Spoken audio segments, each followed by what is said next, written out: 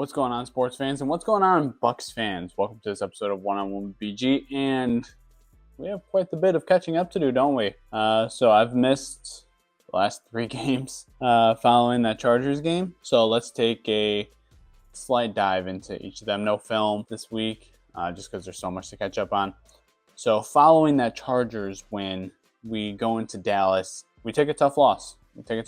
I'm not gonna lie, I was kind of upset. I had the footage pulled, but with the holidays, I never got a chance to really put anything out and put anything together. The way that it looked, that Dallas game played well in the second half. Defense tightened up a little bit, it just wasn't enough. We had a lot of mental mistakes, and we had a lot of mistakes that really cost us that game. Definitely a heartbreaking loss, especially when we were on such a good win streak. After that, we took on the Panthers at home. Panthers come in. We definitely don't make it as close as we did the first time that we played the Panthers a few weeks ago, when they took us into overtime. So we beat them, I believe it was 45 or 48-14. So very solid win to really put ourselves back on top, and which also put us back on top of the division, because that same week Atlanta fell to the Commanders, putting us back in first place. And then finally this week versus the New Orleans Saints. And again, I didn't put out a video after the Panthers thing because New Year, right? I mean, holidays, it was just chaos.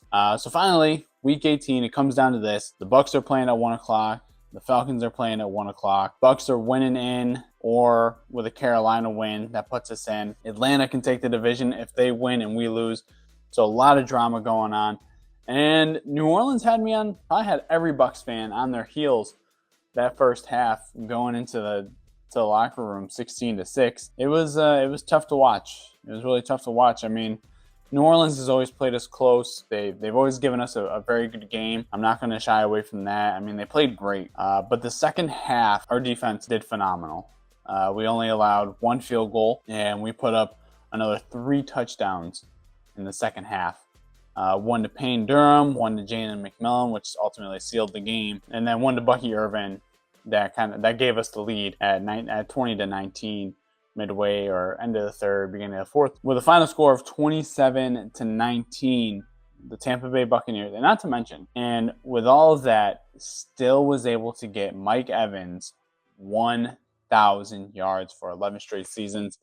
So happy for him, can't be happier. I was probably more excited for that than I was for the win. So 11 straight season, ties Jerry Rice, 11 straight consecutive NFL 1,000-yard seasons. With that being said, Mike Evans is the only one to have done it from starting his career. So he's gone 11 straight seasons from his career start, but he's the only player to ever do that. Great win, feel great for Mike Evans, and with that win, a 27-19 victory that gave us the number 1 spot in the division and a clinched playoff spot, the very last playoff spot, I might add, in the NFC. With the Rams losing, that bumped us up to the 3 seed, which is awesome. So that means we don't have to play Minnesota now. I was kind of worried there because we would have had to have played Minnesota or Detroit. Which, yes, we beat Detroit earlier in the season, but that was very early in the season. And Detroit is a completely different team now. So with that being said, looking forward, we have Washington, which we did play the Commanders.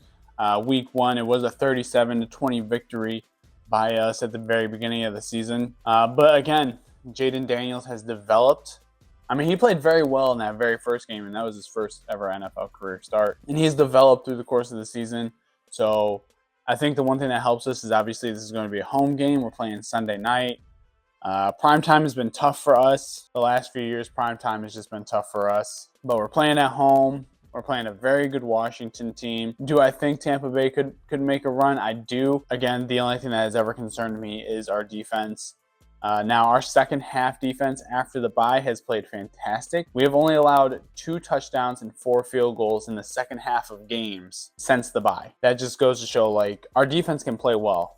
Our defense just needs to play like that for a minimum 3 quarters. So the season continues for the Tampa Bay Buccaneers. I'm excited to watch next weekend. I'm excited that we are in the postseason. Again, 5 straight times we've represented the NFC in the postseason, and 4 straight times it has been as a division leader in the NFC South. So very excited for what's coming up this weekend. A great slate of games that we'll be continuing this weekend. Again, we're playing Washington. The Rams are playing Minnesota, and the Philadelphia Eagles will be taking on Green Bay. And we'll get those prediction videos coming with KFR Sportscast as we kind of roll into the week here. The 2024 regular season is over. The Bucs finished 10-7, which is exactly where I predicted them at the beginning of the season. Now, I've got a few games right and a few games wrong in my prediction, but my final result was correct. 10-7 was what I had us finishing at and winning the division. So far, I've been pretty spot on with predictions and everything like that. So, stay tuned for more episodes like this, guys. Again, I appreciate you tuning in and watching these episodes. Make sure you drop a comment, like, share these videos. And, hopefully you guys will be tuning into a victory video after the Washington game. But until then, this has been One on One with BG. I am BG. I will talk to you guys later. Peace out.